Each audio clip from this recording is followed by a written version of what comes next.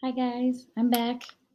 I'm recording today. It's the weekend, but remember, you do not usually have to do a lesson on the weekend, so do not feel like you have to do a lesson on the weekend this weekend either. You can save this for Monday, okay? I'm just kind of getting them done early in case there's some people who do want to do them early too. In case you're a little bored today and you just want to get your math done, have something to do and keep your momentum going on this division chapter.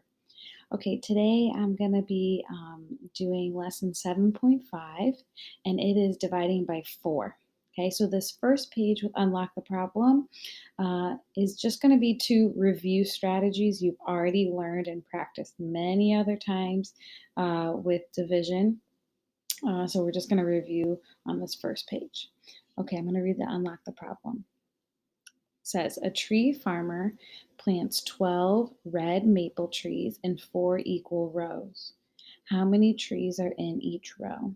All right, so in my problem, I've got 12 red maple trees, and this time they're going to be in 4 equal rows. So I think the 12 trees is the total. 4 equal rows is I can either draw them as rows, I can think of them also as groups. And I need to figure out how many trees are in each row.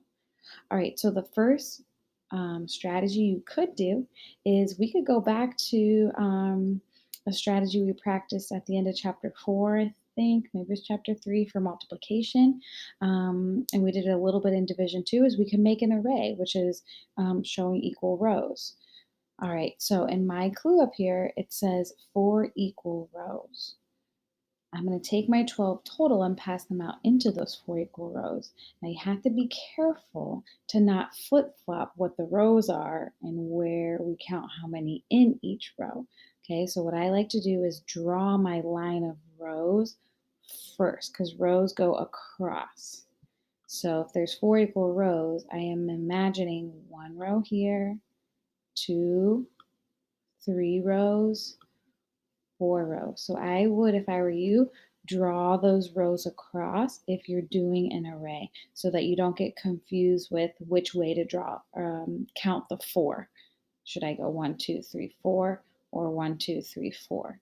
Draw the rows across and that'll help you. I'm even going to label mine on the side like we practiced in the other chapters a while ago. Row 1, row 2, row 3, and row 4.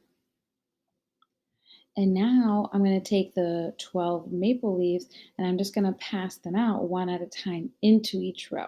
I don't know how many is supposed to go in this row total yet, so I just have to go 1 to each row and continue passing them out equally or evenly, just like you pass out a deck of cards. Okay, so 1 for you, 1 for you, 1 for you, 1 for you.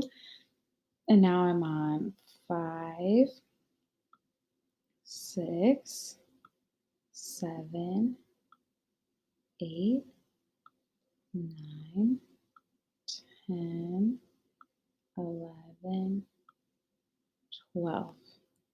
Okay, now I'm going to count the number of tiles in each row. So since I already counted going down, that was the rows. Now when I count them going across the top, that tells me how many is in each one. So 1, 2, 3 in this one, 3 in this row, 3 in this row, and 3 in this row. So there are 3 tiles in each row. So there are 3 trees in each row. Now let's write a division equation that goes with this array. Okay, they left it blank for us. So remember when we do division, we always start and put that T first because you have to start with the total first. So I've got my total is going to go first, and let's think of my 3 numbers. I've got a 12, a 4, and now I figured out a 3. A 12, a 4, and a 3. Which one of those is the biggest number or the total? 12. What's the other number they gave us? Like we didn't find it as the answer, but they gave it to us at first, was the 4. So I need to put my 4 in the beginning of the equation because I found out the 3 as my answer. So I need to put that at the end. Or we could write it in this way. 12 divided by 4 equals 3. Okay. Now, another way we could have done the same problem, instead of using just a perfect array with rows, we could make equal groups, like circle groups. Okay. So again, up here, 12 is my total. And when we talk about 4 equal rows and I'm putting things inside the rows, then my 4 equal rows could also be like 4 groups, and I'm putting things inside the groups. Okay, so whenever I know the total and the groups, I always like to draw my groups first. So they drew 4 groups, 1, 2, 3, 4. And now I'm going to pass out my 12 total one at a time. One for you, 3, 4, 5, 6, 7, 8, 9, 10, 11, and 12. Okay, so now I passed out all of the 12 total, and then I'm going to count how many is inside of each one. 1, 2, 3. There are 3 counters in each group, so there'd be 3 trees in each row. Okay, so that's a review of some strategies you already knew, but maybe it was a while ago, so this was like a little refresher. The next page will have some new strategies for you.